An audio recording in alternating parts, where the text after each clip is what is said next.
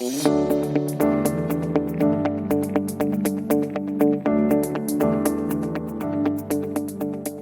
to another episode of Investing Compass. Before we begin, a quick note that the information contained in this podcast is general in nature, does not take into consideration your personal objectives, financial situations, or needs.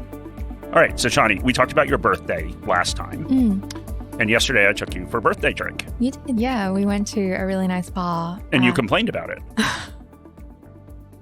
You make me out to sound like a really bad person. No, I asked Mark whether we could go somewhere very casual, and I said, somewhere I could wear a t-shirt. And he chose this really ritzy upscale bar.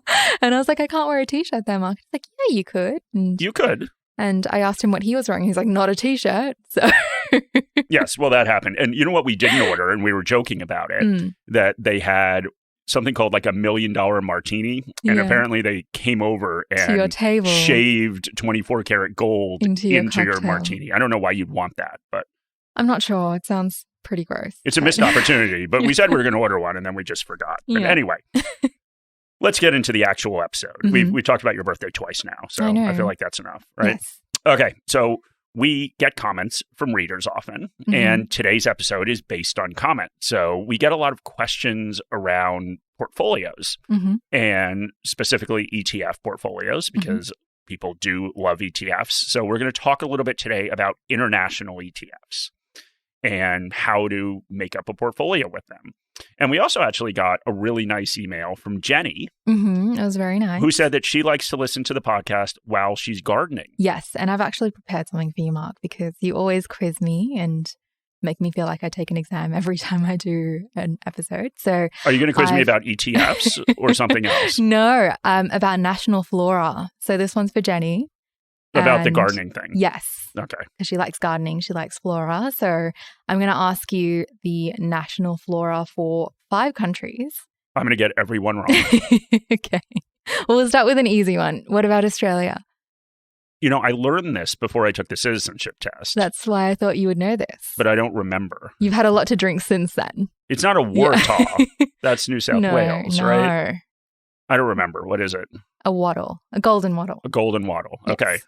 Will they shave that into your drink at a certain bar? Okay, what about the US? I have no idea. Mark, you grew up there. What were you learning in school? Not that. Okay. Well, it's the rose. I was going to guess a rose. Yeah. Another easy one, Japan. A cherry blossom? You got it. That's 1 out of 3 so far. That's pretty good. It's better than I do in most tests. What about England? Well, see, I would guess a rose again. It is a rose. So we just copied England. Basically, yeah. Jeez. Okay. So that's 2 out of 4. And Ireland. I have no idea. I feel like I should know, but you're putting me on the spot here. What is it? It's a shamrock. Okay, that makes sense. Yeah. Okay. All right, let's actually get into the episode now. We can talk about something I know about, which is ETFs. But, you know, we're recording this on the 10th of March. And I think we do at least need to acknowledge what's going on in markets right now, Shani. We do. We've seen continued volatility and dropping markets globally. And while we aren't particularly surprised by what is happening, we do need to acknowledge that this is causing a lot of stress for people. And as volatility increases, behavioral risk increases, which means that the stress from markets dropping makes it more likely that you'll do something that's not in your long-term best interest. Yeah, which basically, in other words, you panic. And, you know, the one thing I will say is during times like this, you know, things can seem out of control, especially as the market drops and goes back up and drops. And it seems like that because, of course, you have no control over what happens, certainly over the short term in the market. But there are a couple techniques that you can use to regain some semblance of control. And that is just going back and taking a look at your goals and your plan. So if you have a plan, go back and revisit it. And that'll just show you that everything actually is under control and that over the long term, you position yourself to achieve your goals. And if you don't have a plan, then go back and listen to our portfolio construction episode and our selecting investments episode. So both of those should help you create a plan. But anyway, let's move on with today's episode. All right. So the inspiration for this episode, as we said, is emails that we get that asks us to look at portfolios made up of ETFs and share our thoughts. This is also something we see all over forums where people want to know how their portfolio looks. So today we're going to try and provide a framework to think about a portfolio made up of ETFs. And we're going to start, as I said earlier, with global ETFs. And the reason we're going to do that is because ETFs are one of the most popular ways for investors to get exposure to global markets. So trading global shares is getting easier and increasingly popular, but an ETF is an easy way to do that without having to jump through all those hoops of getting international trading with your broker. All right, so let's start with the basics, because before we can talk about individual ETFs, we need to take a look at the world as a whole. If you're truly a passive investor, this is what you're going to own. And if you are truly a passive investor, you're going to try and replicate the Ftse Global All Cap Index. This represents everything, both developed and emerging markets, large cap, mid cap, and small cap shares, which means every size company. So why don't you dig into that index a little bit for us, Mark? Okay, so there are 9,328 companies in the index, and that is across 49 countries. So that is the investable universe of shares. Now, obviously, that's a lot, but of course, it's concentrated in certain countries and certain sectors and in certain companies. So why don't we start with countries? So just under 60% of this index is in the US. The next highest country is Japan, which has 6.25%. And then we have the UK at a little over 4%. So for those of you that can do math quickly in your head, that means that over 70% of this index, or the investable universe of shares, is in 3 countries. And, let's be serious, most of that's just in one country. So that leaves a grand total of 30% of the index for the remaining 46 countries. So why don't you take a look at sectors for us, Shani? All right, so sectors, of course, are groupings of companies with similar attributes. 22% of the index is in technology companies, 14.5% is in financials and consumer discretionary, 13.5% is in industrials, and 11% in healthcare. Everything else is around 5% or less, so that means a little more than 75% is in 5 sectors and around 25% is in the remaining 6 sectors. So let's talk about companies, Mark. What's going on there? Okay, so obviously there's a lot of companies. We said there's 9,328 companies in this. But a lot of that, of course, is concentrated in a couple. So the biggest holding is Apple. So Apple is just about 3.5% of the index. And then the second biggest is Microsoft with a little bit more than 3%. The top 10 holdings have almost 14.5% of the overall index and consist of 9 American companies and 1 from my homeland of Taiwan, which you didn't ask me the flower from Taiwan. I would probably know that. So in the top 10 are the usual suspects that we always talk about. So it's Apple and Microsoft, along with Amazon, Google, Tesla, NVIDIA, Taiwan Semiconductor, Meta, and United Health. All right, so that's it, the world of shares. To truly invest passively, you should try and replicate this index. In Australia, there isn't an ETF that tracks this index, but you can basically do it using 3 ETFs. You can purchase a developed market ETF, an emerging market ETF, and a small cap ETF. And that would be true passive investing. So let's quickly run through the options here. So the largest portion of your investment would go into a large and mid-cap developed market ETF. So large and mid-cap, of course, are the biggest companies and, middle-sized companies. So that would be about 70% of your total investment if you want to get the same exposure as that overall global index. So there are 2 ETFs that our analysts give medalist ratings to in this space. And medalist ratings, of course, are good. We have gold-rated Vanguard Miski International ETF, which comes in both a hedged and unhedged version. So the hedged version removes any impact of currency movements. The unhedged version ticker is VGS, and then the hedged version ticker is VGAD. Then the other ETF is the Spider S&P World X Australia ETF, which also comes in a hedged and unhedged version. It received a bronze rating from our analysts, and the ticker symbol is WXOZ for the unhedged version and WXHG for the hedged version. All right, so why don't you tell us a little bit about those 2 ETFs, Shani? All right, so there's certainly small differences, but they are pretty similar. Each one has heavy exposure to the US, with the Spider having more than 65% of assets in the US and Vanguard closer to 70%. The other country exposures are also pretty similar. Both have large exposures to the technology sector, with close to 24% of the Spider product and close to 22% in the Vanguard product.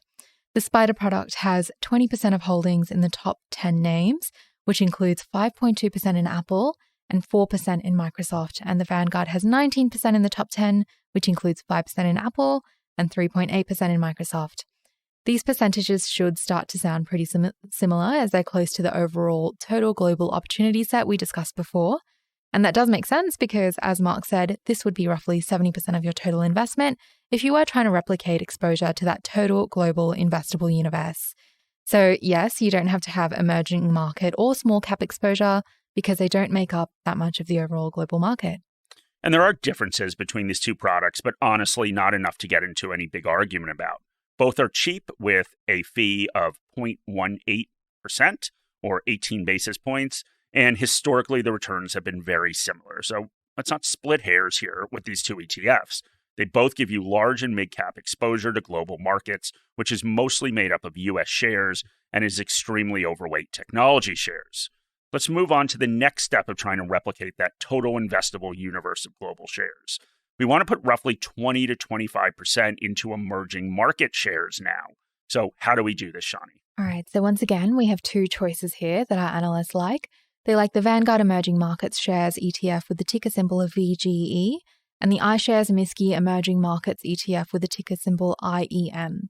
Once again, these are fairly similar. With any passive emerging market ETF, you're getting a whole lot of China. And the Vanguard product has 34.5% in China and the iShares product has 31.3% in China. Taiwan is the second largest position in both ETFs at 19.66% and 16.44% respectively. And then we get into the difference, and that difference is South Korea. I love South Korea. I know, I've told you a lot of stories. So I once drank a very unhealthy amount of soju in Itaewon. I don't think location has ever been a problem for you to drink an unhealthy amount, Mark, but maybe we should stick to the investing side of things. For Korea. Okay, let's do that. I'll tell my stories later once we finish recording. So this is a case where indexes matter. Vanguard follows the Ftse Emerging Markets Index, which considers South Korea a developed market, so it's not included in the Emerging Market Index or the ETF. iShares is following the Miski Index, which considers South Korea an emerging market, and therefore has close to 13% of the ETF in the index. So there isn't really much of a point about us arguing where South Korea belongs, but what I will say is that 13% is fairly meaningful when you're looking at these ETFs. And when we look at that iShares product, we can see that Samsung is the third largest holding with 3.85% of the ETF.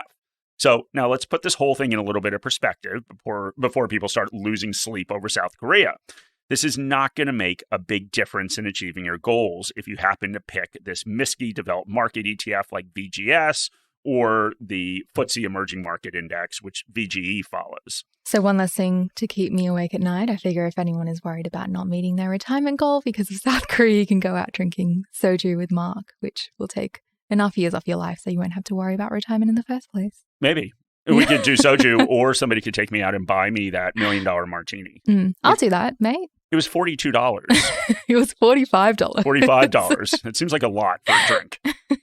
But anyway, all right. So let's get back to emerging markets. So the reason that most people shouldn't care that much is because emerging markets would make up a pretty small portion of your portfolio if you are truly a passive investor and you're trying to replicate this total investable universe with your portfolio. Because when we look at the overall index, we see that South Korea makes up 1.46% of the index. So it's a rounding error. So if you're going to allocate a significant portion of your portfolio to emerging markets, then perhaps you need to have more of an opinion on this. But once again, if you're trying to look for that overall total investable market, it doesn't make up a big part of it. Ultimately, our analysts like both of these ETFs. The iShares product charges 0.69% in expenses and Vanguard charges 0.48%. But other than South Korea, they are pretty similar. The top 10 holdings are basically the same with the exception of Samsung. And over the last 5 years, the performance has been very similar. Okay, we've got one more piece of the puzzle now, Shani, and that's small cap shares. So this is going to be a pretty small allocation. If you're trying to replicate that overall index, you would put around 5 to 10% of your international allocation in here. So this one's a bit easier because our analysts have a medalist rating on only one passive ETF, which is the Vanguard Miski International Small Cap ETF with the ticker symbol VISM. So Pretty similar country allocations to the large and mid-cap ETF with 60% in the US, 10.5% in Japan, 6.4% in the UK. And then in terms of allocation to specific companies, there's really no concentration. So 0.20 is the largest position, and that's Marathon Oil. And there's a fee of 0.33% a year. So we've gone through this initial exercise where we've recreated a truly passive global equity portfolio. If you are a pure passive investor, this is what you would invest in. But most people are not purely passive investors, even if they use all passive ETFs. And I'm not saying this is a good thing or a bad thing, and I'm not saying it's right for your personal circumstances or wrong, but any deviation from this asset allocation is no longer purely passive investing. Many investors will then make very active bets with their asset allocation by deviating from this asset allocation. So how do people that are investing passively deviate from this truly passive approach to markets? Well, one thing they do a lot, and that we hear a lot about, is they double down on the US. So they'll invest in a product like the iShares S&P 500 Index Fund with the ticker IVV. And we like that ETF, and our analysts give it a silver rating. And we, of course, understand why people double down on the US, because the US has outperformed almost every other market since the GFC. So that unhedged IVV ETF, which also includes, of course, currency movements, it's delivered close to 19% annual returns over the last decade. But we just want to make the point that the US is already a large part of any global index or any global ETF that you're invested in. The other thing we hear a lot is that people want exposure to technology, so they'll buy something like the NASDAQ 100 ETF NDQ. And once again, we get it. Technology is a good story, and over the past 5 years, NDQ has done close to 23% annual returns. But remember that if you look at a global ETF like VGS, it already has 22% tech, and the S&P 500 index is 25% tech. And once again, another thing that we hear from people is they want to invest sustainably, at least with a portion of their portfolio. So they pick something like the BetaShares Global Sustainability Leaders ETF with the ticker ETHI. And once again, our analysts like it, and they give it a bronze rating. But this is a global ETF, but it has 72% of it in the US. And like many sustainable companies, it skews towards technology. So like many sustainable ETFs, it skews towards technology because, of course, those companies meet a lot of the ESG criteria. So you get over 30% of it allocated to the tech sector. All of these decisions do make sense in isolation. People start with a broad global ETF because they've heard that you should invest passively because active managers rarely beat the index. Then they hear how well the US has performed, so they buy the S&P 500 ETF. And then they add a NASDAQ ETF because technology is the future and they want to invest in the future. And finally, they want to invest sustainably because who wants to invest in unethical things? And it's a great story. And all of this is, of course, reinforced with marketing by the ETF companies. So many people are sitting there thinking they want to be diversified and they like all of these separate stories and they like all of these different products. And once again, we don't think that there's anything wrong with any of those individual ETFs. But we encourage people to take a step back and look at their portfolio and where they are exposed. And we have a great tool as part of Morningstar Investor that's called Portfolio X-Ray, which shows you your asset allocation. So that includes geographic allocation, sector exposure, and then the overlap in individual securities if you own multiple ETFs or funds. And I think a lot of people, if they looked at this, would be surprised by what they're exposed to. So we put together a portfolio using these ETFs that we mentioned, and we put equal amounts of money into them. So 25% into that Global Developed Market ETF, VGS, 25% into the S&P 500 ETF, IVV, 25% into the NASDAQ ETF, NDQ, and 25% into the BetaShares Sustainability ETF, ETHI. So what does this look like? Well, you have 30% of your portfolio in tech shares, 46% of your portfolio is in large cap growth shares, 85% of your portfolio is invested in the US. And then we start getting into individual shares and the part of this report called the stock intersection.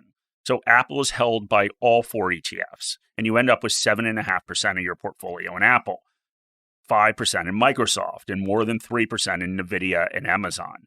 So you may hold thousands of shares in this portfolio, but you're also very concentrated in a single country, a single sector, and in the biggest companies within that sector. The point is that building a portfolio is not just about buying a bunch of ETFs that individually have compelling stories. Start with the market and then be deliberate about the tilts that you want to take your portfolio. And understand that a lot of these tilts are actually overlapping. Increasing your exposure to the US is also increasing your exposure to tech and vice versa. Tilting towards sustainable investing also means increasing your exposure to tech in the US, where so many of these tech firms are headquartered. So just be deliberate about each new ETF that you add to a portfolio and be mindful of what you're exposing yourself to and how that fits into the exposures that you already have. And also remember that less is more. The power of an ETF is that with one trade, you can get a diversified portfolio.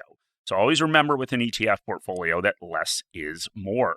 Adding more ETFs with similar exposures does not actually add much in the way of diversification, can increase trading costs, and it can actually lead you to trade more.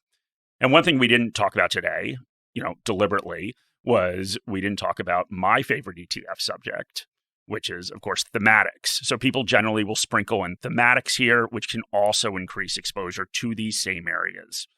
So anyway, we hope that today was helpful. Once again, the offer stands. If you would like to buy Shani and I the $1 million martini for $45 each. We're not sharing one. No. I mean, that's not safe in the age of COVID, and it's important to have our own drinks. So yeah, anyone wants to buy us a drink, just let us know. But thank you very much. We'd also love any comments you have, any ratings in your podcast app. And of course, my email address is in the show notes. So if you have questions or comments or show ideas, please send them through. Any advice in this podcast is general advice or regulated financial advice under New Zealand law, prepared by Morningstar Australasia Proprietary Limited and or Morningstar Research Limited, without reference to your financial objectives, situations or needs. You should consider the advice in light of these matters and any relevant product disclosure statement before making any decision to invest. To obtain advice for your own situation, contact a financial advisor.